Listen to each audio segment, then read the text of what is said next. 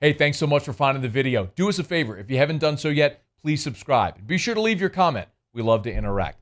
Enjoy the video.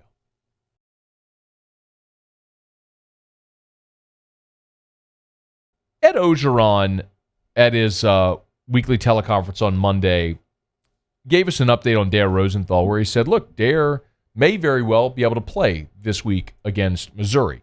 You know, Dare Rosenthal did not play on Saturday at Vanderbilt. Instead, Cam Wire started in his place. So it looks like they may have Dare Rosenthal back this week, provided they play on time as scheduled and everything. But we also learned that Ed Ingram was injured at the end of the Vanderbilt game, and it's likely that Charles Turner is going to step in his place there at left guard, in Ingram's place at left guard. You know, one of the storylines we talked about so much this offseason, and really as soon as all the early entries left for the draft, we identified two positions. We talked about it a lot, where they were just gutted. Linebacker, offensive line. It's no coincidence that's where LSU went and targeted the grad transfer market this offseason. Jabril Cox at linebacker, Liam Shanahan on the offensive line.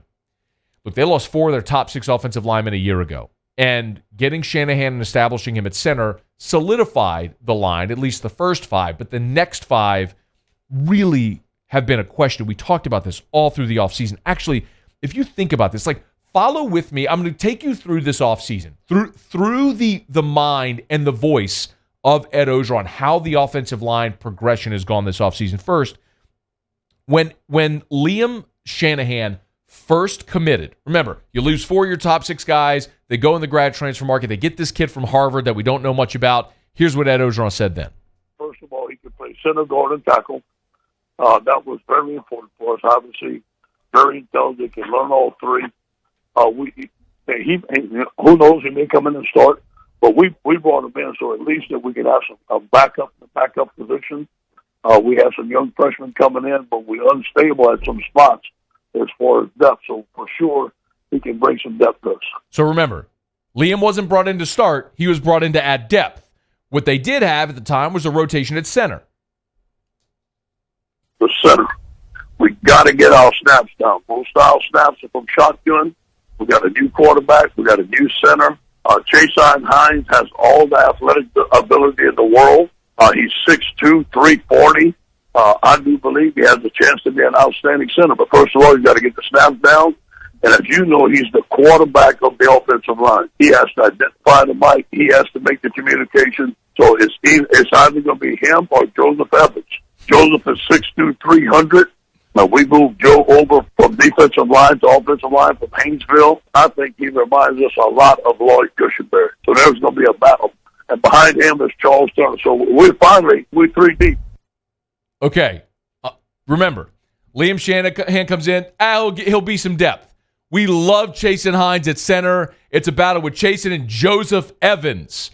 By the way, Joseph Evans is now a starting defensive lineman for you. There was no mention of Liam playing center. It was Chasen Hines, Joseph Evans, Charles Turner. Oh, by the way, the big question wasn't at center in the offseason.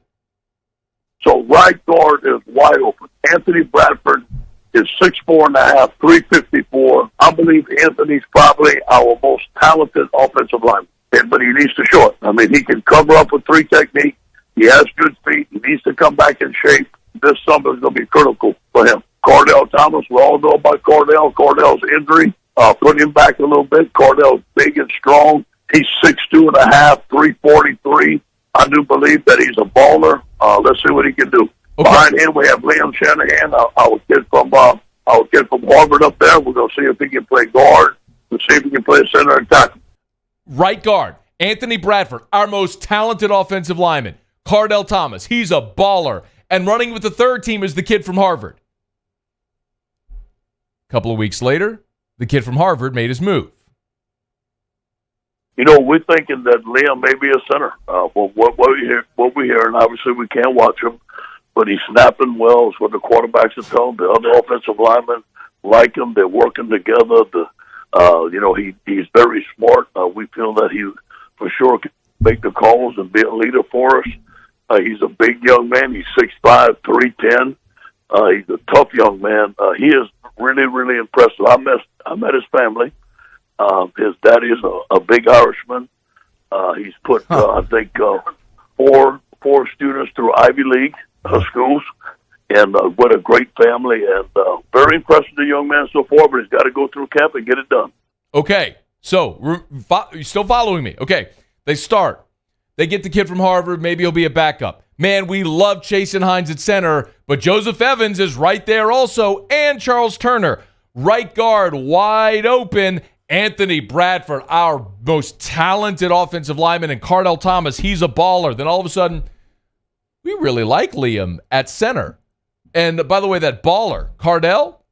Cardell lost a lot of weight, and he looks very good. He's worked very hard, and he's going to compete for that right guard spot. That right guard spot right now is wide open, and let's see what he can do. And then all of a sudden, they're getting close to the start of the season, and Ed Orgeron announces, we have the first five, which we know is Liam Shanahan at center. We know that Chasen Hines is at right guard, Deculus at right tackle, Ingram and Dare on the left side. Well, who are the backups?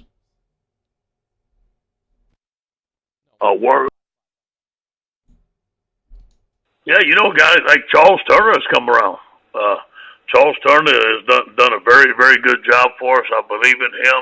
We've got some young guys, Marlon Martinez, Dumerville. Those guys are coming along. They're not ready yet, but I think that they're going to have to be put in the fire sometime or another. Cam Wire, who's another guy that has done very good, can play either tackle. So I think you're looking at Charles Turner and Cam Wire be the first guys to go in, and James will rotate them around, and they can, Charles can play tackle or center. And, Cam can play guard or tackle. I think those are the first two guys that would go in as substitution or an injury would go down. Cam Wire, Charles Turner. Two guys. That was the first time, by the way, all offseason that Orgeron mentioned Cam Wire. And the only other time you heard Charles Turner was when he was the third in a three deep at center, which at the time did not even include Liam Shanahan. My point with this is, y'all, we knew, Ed told you all offseason how unsettled the offensive line was going to be. Just listen to that. I mean, they mixed and matched. I mean, they were turning the Rubik's Cube all offseason, trying to find the colors that lined up.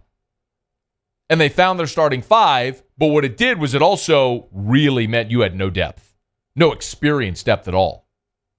So what was that going to look like? I mean, Ed even said, play number 7, please, Brain, if you could. This was Ed the Monday of the Mississippi State game. I worry a little bit about depth. Obviously, we got to stay healthy. We have to have a couple of guys that are going to have to be swing guys. But, if we lose one or two linemen, these freshmen are going to have to play. So we have to keep on developing our roster and being prepared for a 10-game SEC schedule. He knew. Ed said that was the Monday before the Mississippi State game. He said, I'm worried about our depth because you just didn't have a single bit of experience. But now you've seen Cam Wire. Now it looks like we're going to see Charles Turner as well. You never want that to play out, but if it had to play out against Vandy and Missouri, would be a better opportunity to try to build some depth at those positions than on the road in Gainesville. So far, Cam Wire aced his first test. Let's see if Charles Turner gets that opportunity this week, how he does as well. It's also worth noting, sometimes when you don't have to mention a story involved the offensive line, it means things are going well.